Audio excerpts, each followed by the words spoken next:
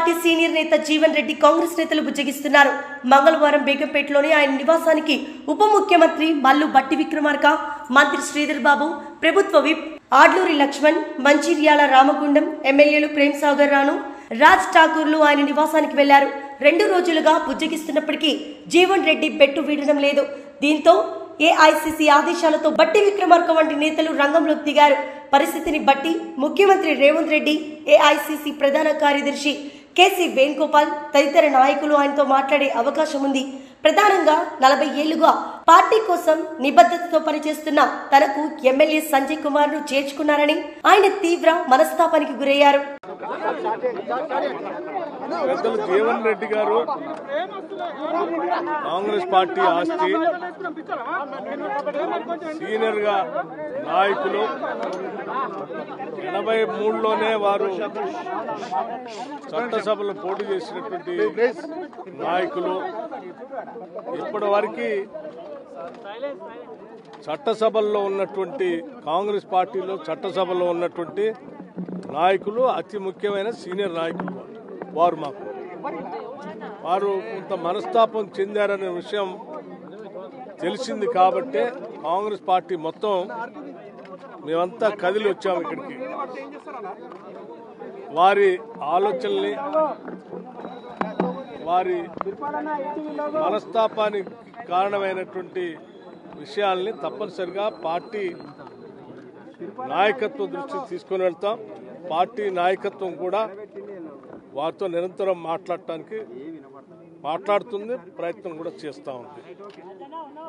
వారి గౌరవానికి ఎక్కడ భంగం కలగకుండా వారు మాకున్నటువంటి సీనియర్ నాయకులుగా మాకు కూడా మార్గదర్శకం చేస్తూ పార్టీని, ప్రభుత్వాన్ని నడిపించడానికి వారికి ఉన్నటువంటి ఆ సీనియారిటీ కానీ, ఆ పెద్దరికం కానీ పార్టీకి ఎప్పుడు ఉపయోగపడుతుందని మేమందరం ఆశిస్తూ ఉన్నాం. 10 ఏళ్లు కష్టకాలంలో కాంగ్రెస్ పార్టీ ఉన్నప్పుడు అపోజిషన్లో అటు శాసనసభలో, శాసన మండలిలో కూడా పార్టీ భావజాలాన్ని భుజానేసుకొని కాంగ్రెస్ పార్టీ కోసం గట్టిగా పనిచేసిన జీవన్ రెడ్డి గారు లాంటి నాయకుడిని పార్టీ తప్పనిసరిగా సంపూర్ణంగా గౌరవిస్తుంది. వారి ఆలోచనల్ని తప్పనిసరిగా పరిగణలో తీసుకుంటుంది.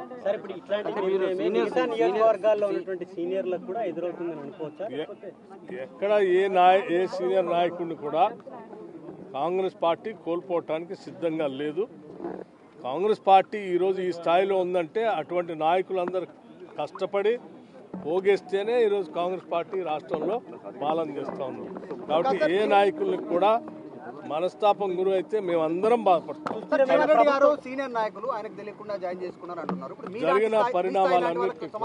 జరిగిన పరిణామాలన్నీ మీకు తెలిసి నేను ప్రత్యేకంగా మళ్ళీ వాటి లోతుల్లోకి పోవాల్సిన అవసరం లేదు.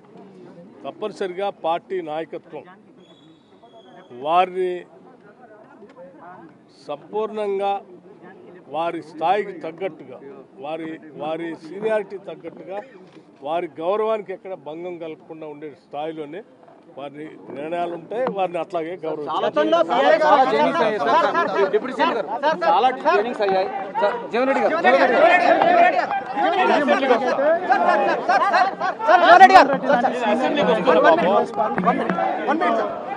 క్రూషియల్ టైంలో ఉపయోగపడ్డాడు.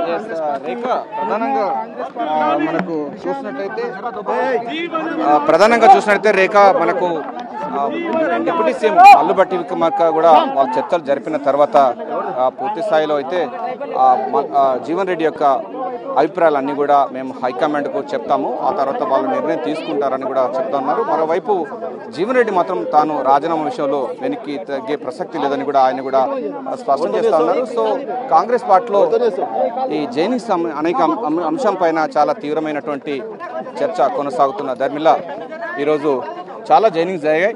అయినప్పటికీ